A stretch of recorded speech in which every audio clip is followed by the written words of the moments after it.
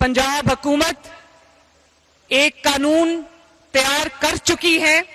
आज मैं उसकी अनाउंसमेंट करने लगी हूं। बहुत जल्दी हम वो कानून ला रहे हैं कि बेवाओं, यतीमों और बेबसों की जमीनों पर जो नाजायज कब्जे होते हैं, जो साल हर साल केसेस चलते हैं, जनरेशन आफ्टर जनरेशन वो केसेस चलते हैं, लेकिन उनका कोई हल नहीं होता, तो हम एक कानून ला रहे हैं, पूरा मजबूत निजाम लेके आ रहे हैं और उसके लिए अलहदा अदालतें बना रहे हैं कि जिस किसी की जमीन पर कब्जा है 90 दिन के अंदर अंदर उसका फैसला होगा इंशाल्लाह, और जो कब्जा करने वाला काबिज है उसको आहनी हाथों से निपटा जाएगा उसके साथ, और पेनल्टी भी उसी के ऊपर होगी।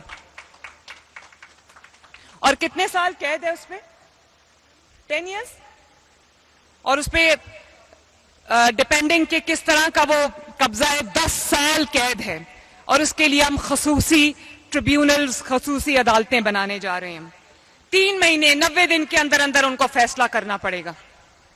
इस तरह ये जो पंजाब में और पूरे पाकिस्तान में एक वाइड स्प्रेड प्रॉब्लम है कि जमीनों पे कब्जे हो जाते हैं, और वो लोग जो इन्फ्लुएंशियल हैं, असर और रसूख रखते हैं, वो अपने से जो कम ताकतवर है उसकी जमीन पे, उसके घर पे, उसके जो भी प्रॉपर्टी उस पे कब्जा कर लेते हैं।